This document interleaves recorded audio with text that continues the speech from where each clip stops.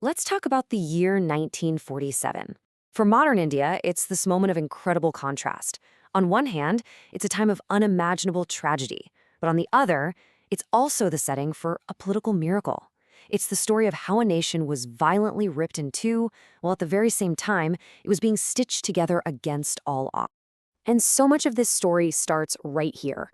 Just picture it, a quiet room, a man hunched over a map with a pencil, drawing a line that would uproot millions of lives and directly lead to the deaths of, well, countless people. Which brings us to the central, almost unbelievable question of this whole affair. How did one man, a man who had never even been to India before, who didn't know the difference between Punjab and Bengal, end up with the most important map-making job in history? It's a wild story. So let's start with that line he drew, because really, it was a completely impossible task from the get-go. This is the story of the border itself. And this is our guy, Sir Cyril Radcliffe. Now, he was a brilliant lawyer in Britain, one of the best. And the main reason he was picked for this job, it was precisely because he knew absolutely nothing about India. The thinking was, if he's totally ignorant, he must be totally neutral, right? No bias towards either side. Now, this is where it gets kind of crazy. Look at this timeline. He lands in India on July 8th and is basically told, okay, you have just a few weeks to redraw the map of a subcontinent. He wouldn't even have time to visit the villages and rivers he was dividing. That August 15th deadline, it was absolute. The two biggest headaches for him were Lahore and Gurdaspur.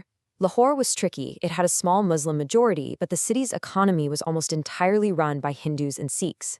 In the end, it went to Pakistan. But with Gurdaspur, he made a different choice. Even though it also had a Muslim majority, he gave it to India, which, and this is super important, gave India a land route to the state of Kashmir. So why the mad dash? What was the rush?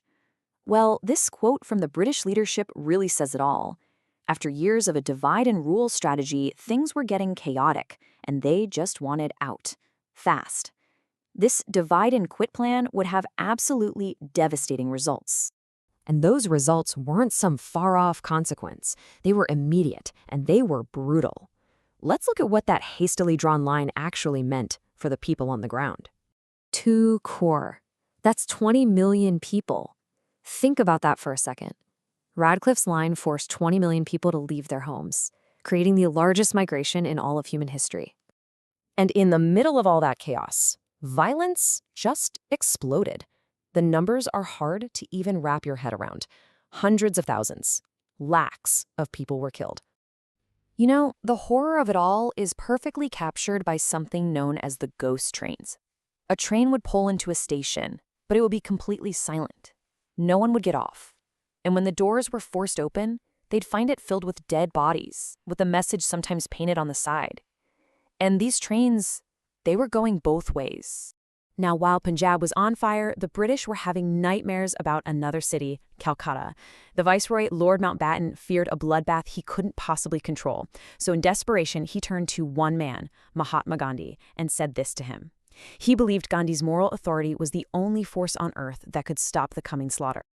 And what happened next was, well, it's why they call it a miracle. Gandhi shows up in Calcutta and starts a fast, promising not to eat until the killing stopped. Word spread like wildfire. And then the very gang leaders who were behind the riots started showing up, laying their swords and guns at his feet. An incredible peace just fell over the city. It was something no army could have ever achieved. So get this, at the exact same moment that this horrific division is happening, a completely different but equally dramatic story is unfolding right alongside it, the forging of the nation itself. Because the problem wasn't just about dividing British India into Indian Pakistan. There was another massive issue. These 565 princely states. These were basically kingdoms. And with the British leaving, their rulers suddenly thought, hey, maybe we can just become our own independent countries. And if that had happened, the map of New India would have looked like a slice of Swiss cheese, just a total mess filled with hundreds of independent holes. It would have been completely unworkable as a country. This was a genuine existential threat. The man who stepped up to solve this puzzle was Sardar Vallabhbhai Patel, along with his right-hand man, VP Menon. Patel had this great way of putting it. He said the British had basically just left a basket full of apples, and now it was his job to make sure every single one ended up in India's basket. And their technique was a mix of charm and, let's just say, serious pressure. I mean, look at Jodhpur. The young Maharaja there was secretly trying to make a deal to join Pakistan. When Menon confronted him, the Maharaja literally pulled a pistol on him. It took the viceroy himself to talk him down. Or how about Junagadh? Its ruler loved his dogs more than his people. He tried to join Pakistan, so Patel just sent the army to surround the state. The Nawab grabbed his favorite dogs, fled to Karachi, and the people voted overwhelmingly to join India.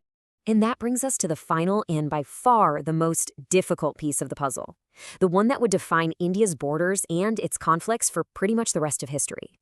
Of course, we're talking about Kashmir.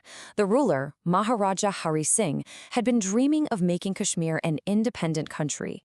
But in October 1947, his dream turned into a nightmare when tribesmen backed by Pakistan invaded. With the invaders about to take his capital, a terrified Hari Singh signed the official papers to join India. The very next morning, Indian soldiers were flying into Srinagar.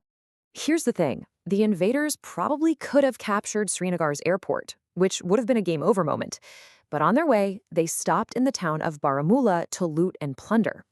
That delay, born out of pure greed, gave the Indian army just enough time, a tiny window, to land and save the city. It was a fatal mistake. The war raged until early 1949, when the UN managed to get both sides to agree to a ceasefire, and the line was drawn exactly where the two armies happened to be standing on that day. At first, they called it the ceasefire line. Today, we know it as the line of control, the de facto border that still divides Kashmir. So when you look back at 1947, you see these two epic stories unfolding at once. The partition was an absolute tragedy, no question. But the integration of all those states, that was a political miracle. And both of these things, the tragedy and the triumph, happened at the exact same time. And together, they created the India that we know today. Which leaves us with one last question to think about. In our own time, as we still argue about borders and what it even means to be a nation, what can we learn from this incredible story? The story of division and unity, of tragedy and triumph. It's a history that is very much still alive.